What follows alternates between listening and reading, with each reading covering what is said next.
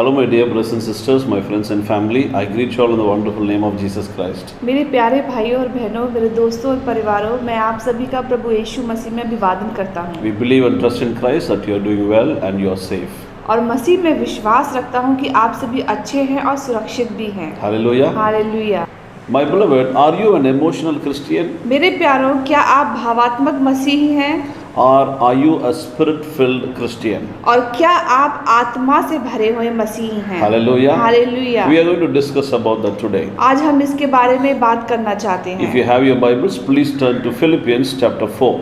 अगर आपके पास पवित्र शास्त्र है तो फिलिपियों के अध्याय 4 पर जाएं We are going to see from verse 4 through verse 8. और हम वचन 4 से 8 तक पढ़ेंगे। Rejoice in the Lord always. I will say it again, rejoice. Let your gentleness be evident to all. The Lord is near. Do not be anxious about anything, but in everything by prayer and petition with thanksgiving present your requests to God. And the peace of God, which transcends all understanding, will guard your hearts and your minds in Christ Jesus.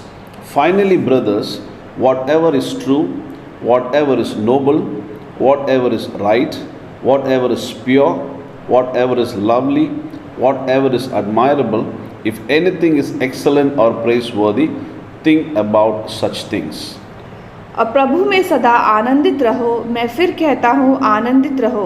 तुम्हारी कोमलता सब मनुष्य पर प्रकट हो, प्रभु निकट है। किसी भी बात की चिंता मत करो, परंतु हर एक बात में तुम्हारे निवेदन, प्रार्थना और विनती के द्वारा धन्यवाद के साथ परमेश्वर के सम्मुख उपस्थित किए जाएंगे। तब परमेश्वर की शांति, जो समझ से बिल्कुल परे है, तुम्हारे हृदय और तुम्हारे विचारों को मसीह यीशु में सुरक्षित रखेगी।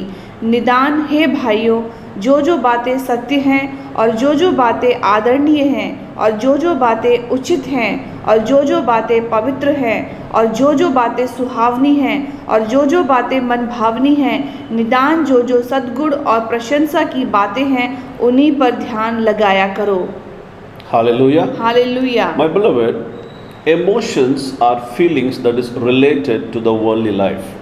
मेरे प्यारों, जो भावनाएं हैं या जो अनुभूतियां हैं हमारी, वो सांसारिक जीवन से संबंधित रखती हैं। Hallelujah. Hallelujah. But being spiritually minded is a feeling that is related to godly things. लेकिन जब हमारा मन आत्मा से भरा होता है तो वो जो है परमेश्वर के कार्य से, जो आत्मिक कार्यों से संबंधित रखती हैं। We all know that there are so many different emotions.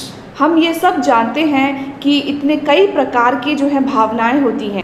We can say emotions are joy, और हम कह सकते हैं भावनाएं जो आनंद के रूप में होती हैं, anger, जो क्रोध के रूप में होती हैं, being sad, दुख के रूप में होती हैं, and so many other things. और कई ऐसी भावनाएं। Hallelujah. हालेलुया। My beloved, मेरे प्यारों, if someone or if you are an emotional Christian, अगर आप या कोई भी अगर भावात्मक मसीही हैं, emotional Christians, they tend to give more focus and more importance to their own emotions and feelings than to God's things.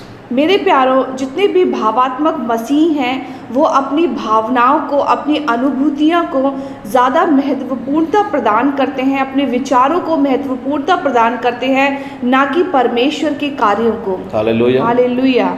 We can see some Christians and children of God, they always tend to change their moods. मेरे प्यारों, हमने कई ऐसे मसीह देखे हैं जो परमेश्वर में हैं, वो बार बार अपने जो भावनाएं हैं, अपने मन को बदलते रहते हैं। There is always a change in their activities related to God. उनकी क्रियाओं में, उनके कार्यों में जो परमेश्वर से संबंधित हैं, बदलती रहती हैं। Hallelujah. हालेलुया।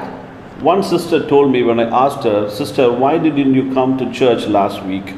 मैंने एक बहन से पूछा कि बहन, पिछले हफ्ते तुम क्यों कलीसिया नहीं आई?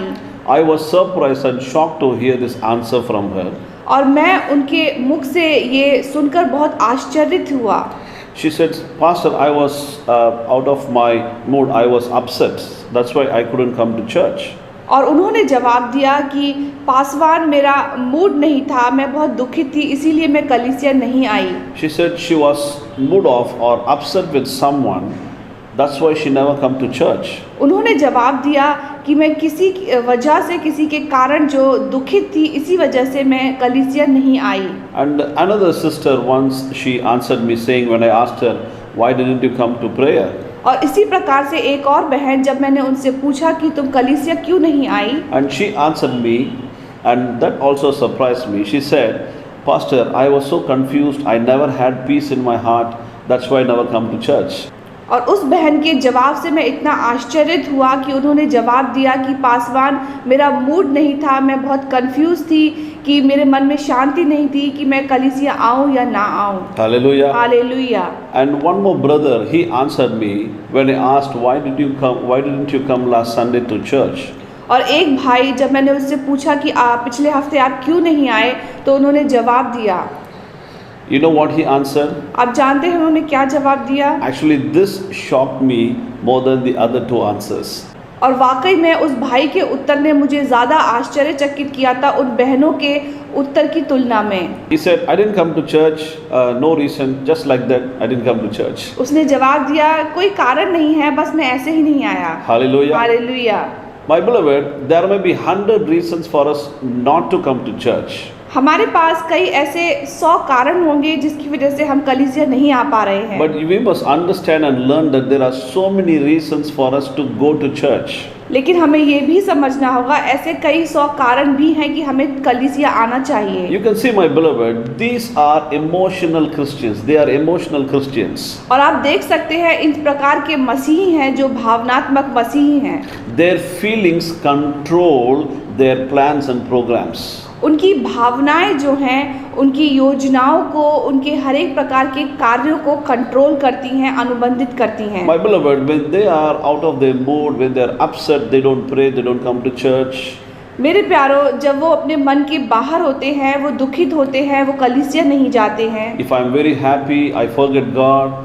जब मैं बहुत खुश होता हूँ तो मैं परमेश्वर को भूल जाता If I am हूँ। confused, if I am very sad, I don't want to pray, I don't want to read Bible. जब मैं बहुत कंफ्यूज हो जाता हूँ, बहुत दुखित हो जाता हूँ, मैं प्रार्थना नहीं करना चाहता, मैं पवित्र शास्त्र नहीं पढ़ना चाहता। When I am very upset or when I am angry with someone or even myself, I don't want to come to church. मैं जब खेदित हो जाता हूँ या किसी के ऊपर क्रोधित होता हूँ, चाहे अपने ऊपर भी, तब भी मैं कलीसिया नहीं आना चाहता। Or I say I am not in a mood to come to church. और मैं ये कह सकता हूँ कि मेरा मूड नहीं है कि मैं कलीसिया आऊँ। My beloved, these are emotional Christians. They are controlled by their emotions, their feelings. मेरे प्यारो, इस प्रकार के जो मसीही हैं वो भावात्मक मसीह हैं, क्योंकि उनकी भावनाएं, उनकी जो अनुभूतियां हैं, उनके कार्य को जो है काबू में करती हैं। My beloved, but the spiritual Christians are, मेरे प्यारो, जो आत्मिक मसीही हैं, they are the one who leave all their feelings, their saddened hearts, their confusions, or whatever their moods, they just leave in God's hand. They don't worry or they are not anxious about anything, as we read in Philippians. और मेरे प्यारो, जितने भी आत्मिक मसीह हैं वो अपनी भावनाएं, अपनी दुख, अपने सभी कार्यों को परमेश्वर के हाथ में समर्पित कर देते हैं। उनके जो खेदित मन होते हैं, जो उनकी आशंकाएं होती हैं, वो सब उन परमेश्वर के सम्मुख प्रस्तुत करते हैं, जिस प्रकार से हम फिलिपियों में पढ़ते हैं। My beloved, we must see what Paul writes here. मेरे प्यारो, हमें ये पढ़ना होगा कि जो पौलुस है उसने यहाँ क्या लिखा है। In Philippians chapter 4 verse 4, he writes, rejoice in the Lord, not in your situation or not in this world. मेरे प्यारो, पौलुस लिखता है, परमेश्वर में आनंदित रहो, ना कि जो सांसारिक स्थितियां हैं, सांसारिक परिस्थितियां हैं उनके ऊपर। Because he stresses it again, it's very important. He says, be careful that you have to sustain your joy, rejoicing in the Lord. Never lose it for any of your situation or your mindset. और पौलुस के अनुसार हर बात में निदान रहो, किसी भी प्रकार की चिंता ना करो, अपने सभी कार्यों को जो अपने आसपास की स्थिति है वो परमेश्वर के हाथ में छोड़ दो। Paul never says rejoice with your friends, rejoice in the world. He says, rejoice in the Lord. पौलुस ने ये नहीं कहा कि अपने मित्रों के साथ आनंदित रहो, इस संसार के साथ आनंदित रहो।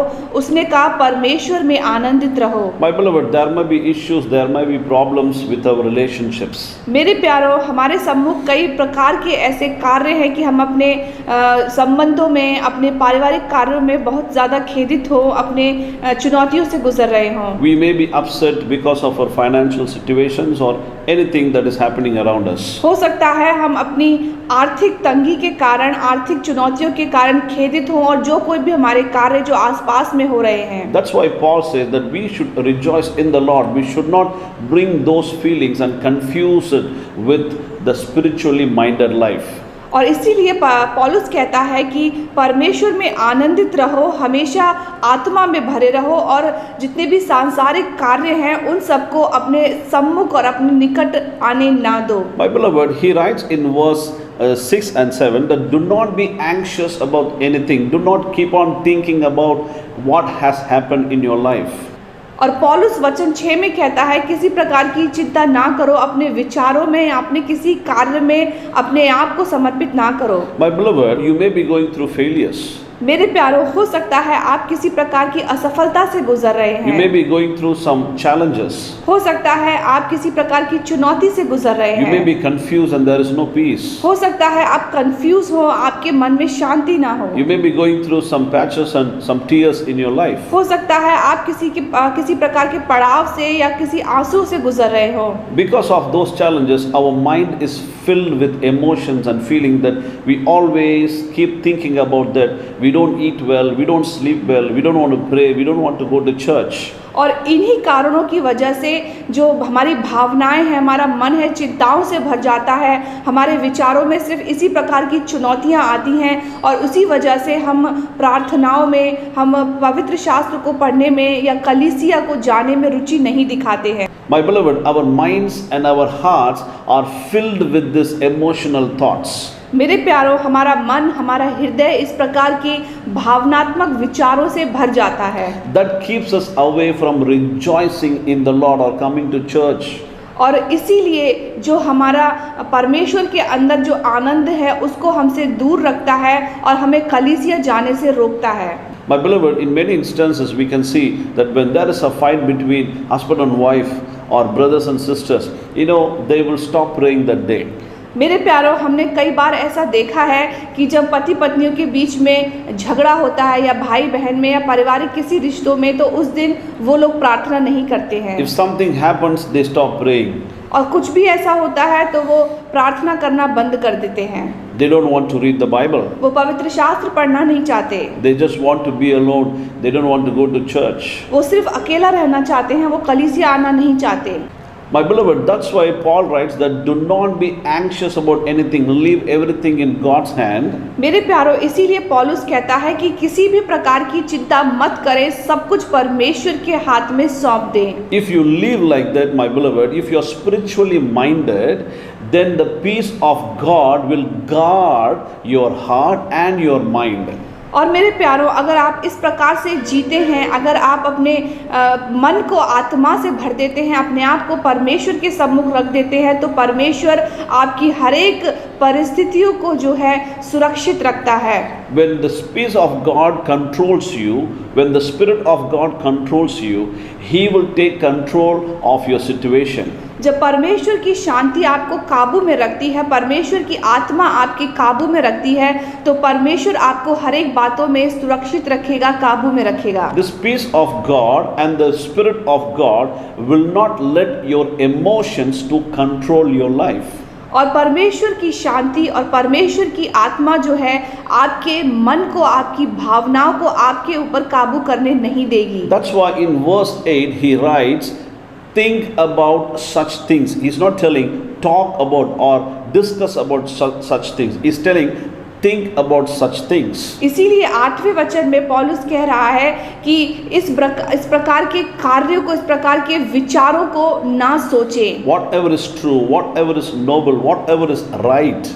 कि कुछ भी जो सत्य है, जो आदरणीय है, जो कुछ भी उचित है, He says, think about those things. You know why he says like that? आप ये देख सकते हैं पौलुस कह रहा है कि उन बातों को आप सोचें, उन बात पर अपना विचार करें। क्यों ऐसा कह रहा है? Because when emotional Christians, if something happens in their life, their mind is always filled with those emotional thoughts. They are not able to think about godly or God activity, God related things. क्योंकि इन प्रकार के जो भावात्मक मसीह हैं, उनके मन इस प्रकार की भावनाओं से भर जाते हैं। ये भावनाएं जो हैं उनके ऊपर काबू कर जाती हैं कि वो परमेश्वर के कार्य को, उनके जीवन में परमेश्वर की योजनाओं को, किसी भी क्रिया पर जो है अपने मन को, अपने विचार को नहीं लगा पाते। My beloved, spirit-filled or spiritual Christians, they don't need their pastor to remind them about the programs and plans or the prayer meetings in their church. They just get ready and go. They don't need anybody's support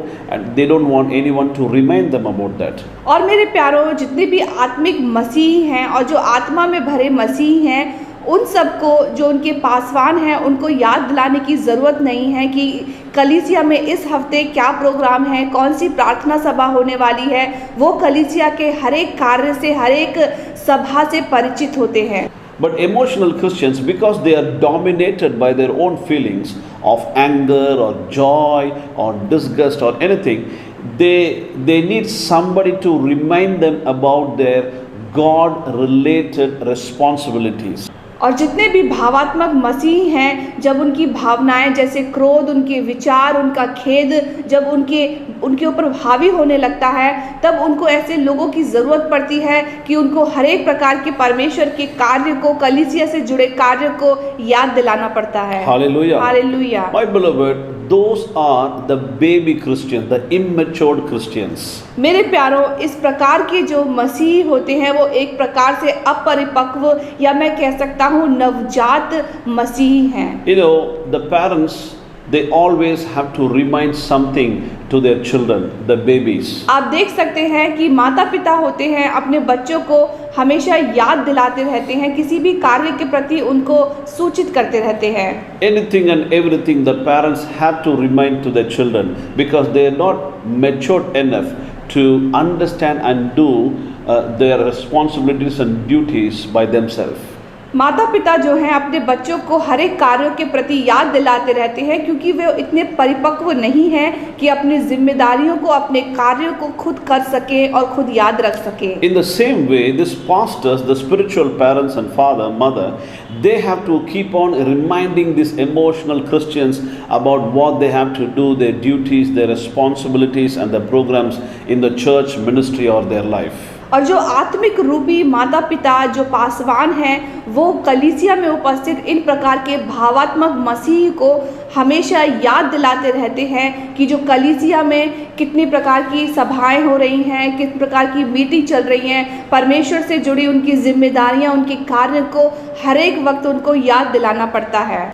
My beloved, these emotional Christians or the so-called immature or the baby Christians, मेरे प्यारों, जो भावात्मक मसीह हैं, और मैं कह सकता हूँ कि जो अपरिपक्व और नवजात मसीह हैं, they are so filled with their own emotional feelings कि वो अपनी सभी प्रकार की भावनाओं में ऐसे भरे होते हैं that even when you teach them something for 100 times, they don't want to take it.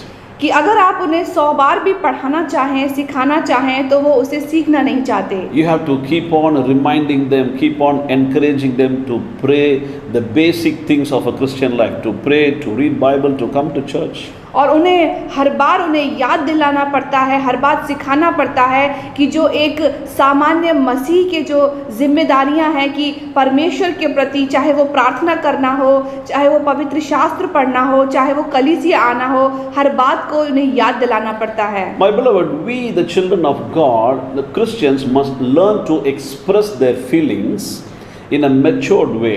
मेरे प्यारों, हम परमेश्वर के बच्चे जो लोग मसीह में हैं, हमें ये सीखना चाहिए किस प्रकार से अपने जो भावनाएं हैं हम वो प्रदर्शित करें। My beloved, people judge you with your activities. मेरे प्यारों, लोग आपको देखकर, आपकी कार्यशीलता को देखकर ही आपका न्याय करते हैं। Hallelujah. हालेलुया।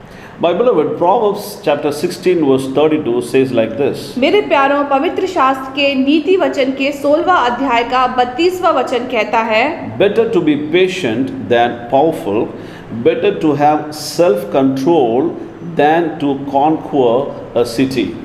और 32वें वचन के अनुसार विलंब से क्रोध करना वीरता से और अपने मन को वश में रखना नगर के जीत लेने से उत्तम है। Hallelujah. Hallelujah. The Bible says it's better to have a self-control on our feelings than to conquer a city. और वचन के अनुसार किसी नगर को, किसी शहर को जीत लेने से ज्यादा अपने मन को वश में रखना कहीं ज्यादा उत्तम है। We, the children of God, must learn to manage our feelings. हम परमेश्वर के बच्चे मसीह अपनी भावनाओं को वश में रखना हमें सीखना चाहिए। We don't want to pray, as I said earlier, when we are upset. जिस प्रकार से मैंने कहा कि हम प्रार्थना नहीं करना चाहते जब हम खेदित होते हैं, When we are too blessed, when we are too happy, we forget God. जब हम बहुत ज़्यादा आनंदित होते हैं, बहुत खुश होते हैं, तो हम परमेश्वर को भूल जाते हैं। When we are so sad or upset, when we are frustrated, when we are ignored or insulted, my beloved, we don't want to go to church, we don't want to do anything that is related to God. और जब हम असफल हो जाते हैं, हम खेदित हो जाते हैं, अपने कार्यों में निराश हो जाते हैं, हम किसी भी प्रकार से दुखी होते हैं, तो जिस प्रकार से कहा कि हम परमेश्वर को भूल जाते हैं, हम प्रार्थना नहीं करना चाहते। These emotional Christians, they have a very disorganized life, very irregular life system. और मैं कह सकता हूँ कि जो भावात्मक मसीह हैं, उनका जीवन जो है अनियमित होता है। For 6 months, they are very, very committed. They come to church, they do everything. कि वो 6 महीने तक बहुत ज़्यादा अर्पित होते हैं, सभी कार्य करते हैं, कलीसिया आते हैं। And suddenly you will see that their personality changes. They go back to their old life. और आप अचानक देखते हैं कि उनकी व्यक्तित्व उनका बदल जाता है, कि वो वापस अपने उसी पुराने जीवन में चले जाते हैं। You see their character changes, their habits changes.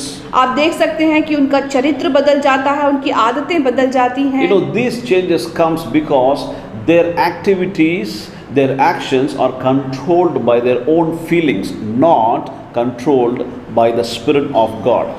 और आप देख सकते हैं कि इस प्रकार के जो कार्य होते हैं, कि जो इस प्रकार का बदलाव होता है, वो इसलिए होता है क्योंकि उनकी कार्य होते हैं, उनकी कार्यशीलता होती है, वो उनकी भावनाओं के द्वारा काबू में कर ली जाती है, वश में कर ली जाती है, ना कि उस पवित्र परमेश्वर की आत्मा के द्वारा। My beloved, these emotional Christians they are very disorganized. They are very regular about being irregular. और आप देख सकते हैं कि इस प्रकार के मसीह हैं जो भावनाओं से भरे होते हैं, वो बहुत ही अनियमित होते हैं और अपने सभी कार्यों में अनियमितता प्रदर्शित करते हैं। And these emotional Christians, they are very self-criticizing. They have this inferiority about themselves. और बहुत से ऐसे भावनात्मक मसीही होते हैं जो आत्मग्लानि से भरे होते हैं, जो अपने अंदर जो है कमी हमेशा देखते रहते हैं। They say, I have sinned, God will not accept me, I won't be able to come to church.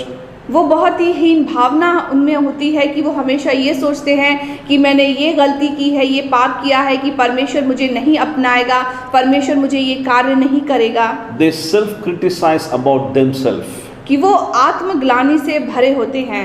They talk that they are not able to do something for God because they are not worthy. और वो हमेशा इस बारे में बात करते रहते हैं कि वो किसी भी प्रकार से योग्य नहीं है कि परमेश्वर के लिए कोई कार्य कर सके।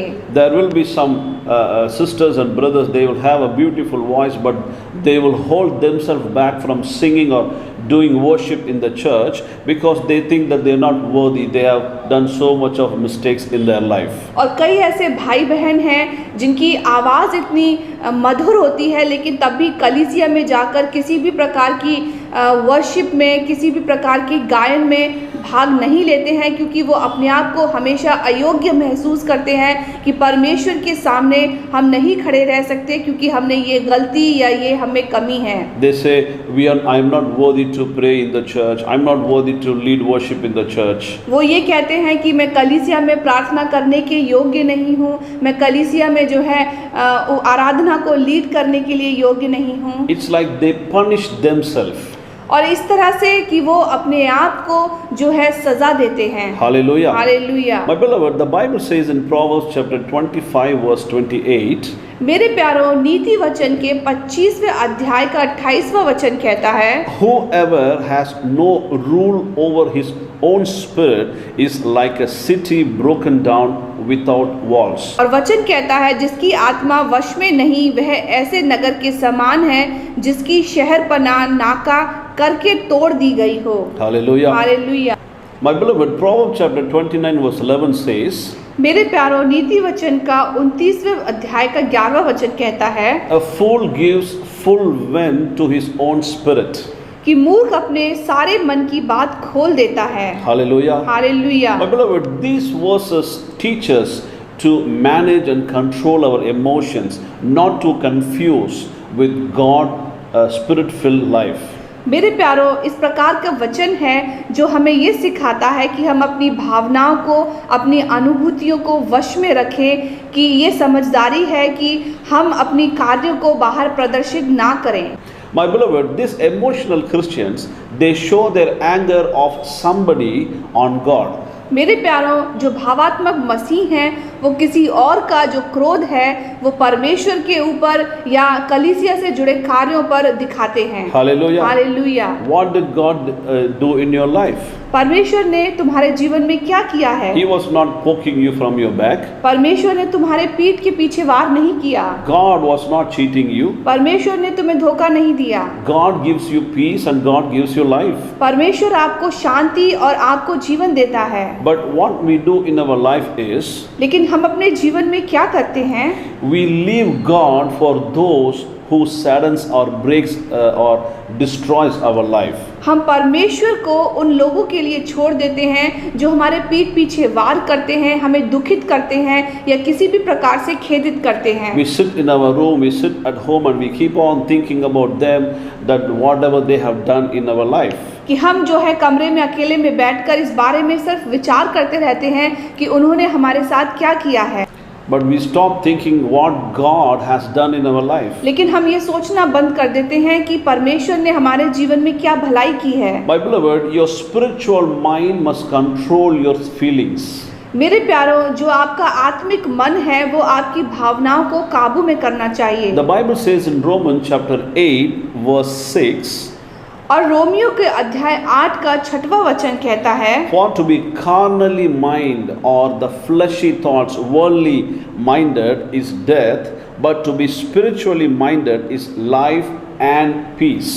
और वचन कहता है, शरीर पर मन लगाना तो मृत्यु है, परंतु आत्मा पर मन लगाना जीवन और शांति है। And also the Bible says that the carnal mind is enmity against God.